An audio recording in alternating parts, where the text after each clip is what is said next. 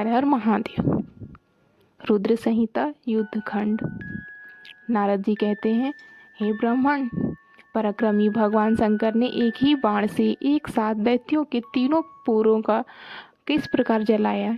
माया से निरंतर विहार करने वाले भगवान शंकर संपूर्ण चरित्र का वर्णन कीजिए।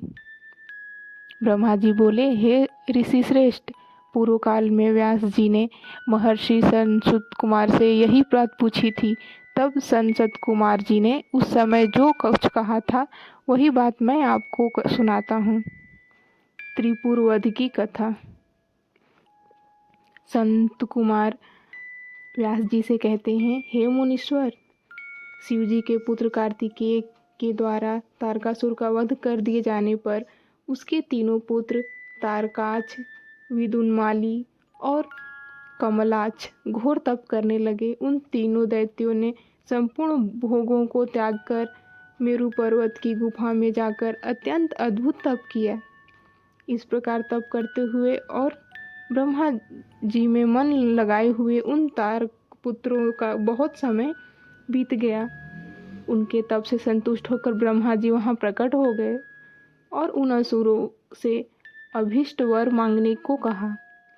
दैत्य बोले, हे देवेश, यदि आप प्रसन्न हैं तो हमें सब प्राणियों से अवध्यस्त कर प्रदान कीजिए।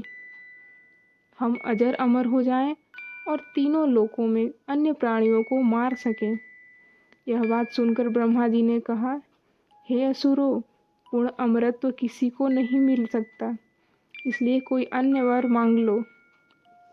इस भूतल पर जहाँ भी कोई प्राणी जन्मा है वह अवश्य मरेगा। दैत्य बोले, हे भगवान, हम लोग यद्यपि पराक्रमशील हैं, किंतु हमारे पास कोई ऐसा स्थान नहीं है जिसमें शत्रु प्रवेश न कर सके और वहाँ हम सुख से निवास कर सकें।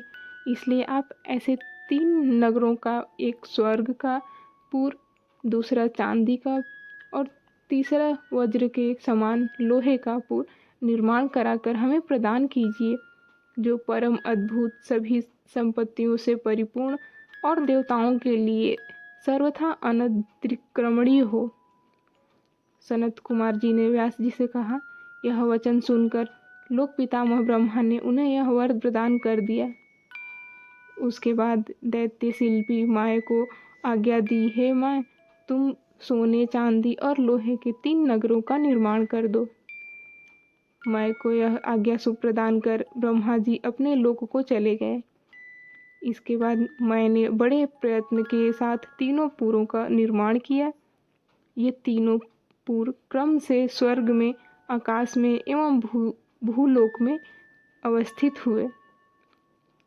इस प्रकार तीनों पुरों को प्राप्त कर महाबली तारकासुर के पुत्र उनमें प्रविष्ट हुए और सभी प्रकार के सुखों का भोग करने लगे। उन पुण्यक्रम राक्षसों को वहां निवास करते हुए बहुत लंबा काल व्यतीत हो गया। तब उनके तेजस से दग्ध हुए इंद्रादि देवता दुखी होकर ब्रह्मा जी की शरण में गए और उनसे अपना दुख प्रकट किए। ब्रह्मा जी बोले, हे देवताओं, आप लोग उन दैत्यों से बिल्कुल मत डरिए। इंद्र सहित सभी देवता शिव जी से प्रार्थना करें। यदि वे सर्वाधीश प्रसन्न हो जाएं तो आप लोगों का कार्य पूर्ण हो सकता है। तब ब्रह्मा जी की बात सुनकर इंद्र सहित सभी देवता दुखी होकर शिवलोक गए और भगवान शिव से प्रार्थना की। भगवान शंकर ने कहा, वे दैत्य मेरी भक्ति और सेवा शुश्रू में लगे हैं, इसलिए तब तक वे वेद शास्त्रों के धर्म से विमुख नहीं होंगे, तब तक मेरे द्वारा उनका कोई अनिष्ट करना संभव नहीं है।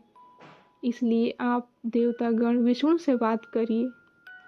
तब वे सभी देवगण भगवान विष्णु के समक्ष प्रस्तुत हुए और उनसे पूर्ण दीनता के साथ विष्णु के समक्ष अपनी परिस्थितियों को बताए और भगवान शिव के विचारों को भी बताए। भगवान विष्णु ने कहा, लिंगार्चन परायण वे दैत्य इस लोक में अनेक प्रकार की संपत्ति का भोग कर रहे हैं, पर लोक में भी उन्हें मोक्ष प्राप्त होगा। फिर भी मैं अपनी माया से उन दैत्यों के धर्म में विघ्न डालकर देवताओं की कार्य सिद्धि के निमित्त लक्षण त्रिपुर का संहार करूँगा। तब तक वे शंकर की अर्चना करते रहे और पवित्र कृत्य करते हैं, तब तक उनका नाश नहीं हो सकता। इसलिए अब ऐसा उपाय करना चाहिए जिससे वहाँ से वेद धर्म चला जाए। तब वे दैत्य लिंगार्चन त्याग देंगे।